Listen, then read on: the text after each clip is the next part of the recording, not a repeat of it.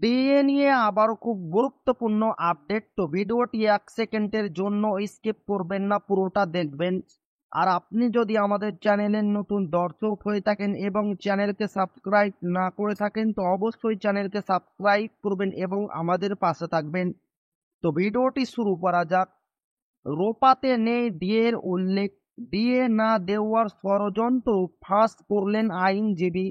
পশ্চিমবঙ্গের সরকারি কর্মচারীদের মহার্ঘ ভাতা ডিএ মামলা নিয়ে রাজ্য রাজনীতি বেশ কিছুদিন ধরেই উত্তাল।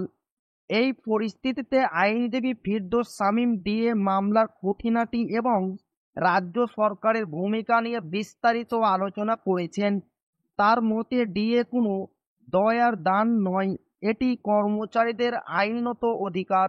রোপা 2019 এ ডিএর উল্লেখ না করে গভীর ষড়যন্ত্র করেছে মমতা সরকার, এমনটাই বিস্ফোরক দাবি করছেন তিনি। আইনজীবী শামীম উল্লেখ করেছেন যে রাজ্য সরকার ডিএ মামলায় 6 বার পরাজিত হয়েছে এবং বিষয়টি বর্তমানে সুপ্রিম কোর্টে বিচারাধীন। আদালত প্রাথমিকভাবে 50% ডিএ দেওয়ার কথা বললেও পরে তা 25% এ নামিয়ে আনে এবং রাজ্যকে 6 সপ্তাহের মধ্যে এই বকেয়া ডিএ মেটানোর নির্দেশ দেয়। রাজ্যের আর্থিক সংকটের অজুহাত এক্ষেত্রে গ্রাহ্য করা হয়নি। আইনজীবী ফিরদৌস শামীম জোর দিয়ে বলেছেন যে 2009 সালের রোপা বিধি অনুযায়ী DA all India consumer price index এর সঙ্গে সম্পর্কযুক্ত। তিনি বলেন, DA all India consumer price ইন্ডেক্সের সঙ্গে সাজুজ্যে দিতে হবে। এই এআই সিপিআই সারা দেশে বিভিন্ন এবং কেন্দ্র সরকারও এই সূচক মেনে ডিএ প্রদান করে।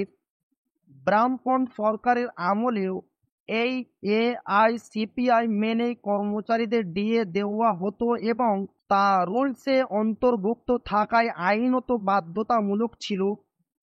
শামীমের ভাষায়, এআইসিপিআই মেনেই কর্মচারীদের ডিএ দেওয়ার কথা যেহেতু রূপা রুলসে বলা ছিল, তাই ওটা লিগালি বাইন্ডিং ইফেক্ট হয়েছে।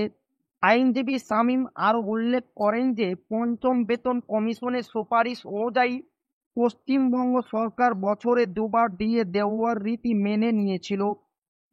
রোপা বিধিতে এআইসিপিআই অনুযায়ী ডিএ দেওয়ার বিষয়টি অন্তর্ভুক্ত থাকায় এটি কর্মচারীদের একটি বিধিবদ্ধ ও আইনগত অধিকারে পরিণত হয়েছে, যা হাইকোর্টও স্বীকার করেছে।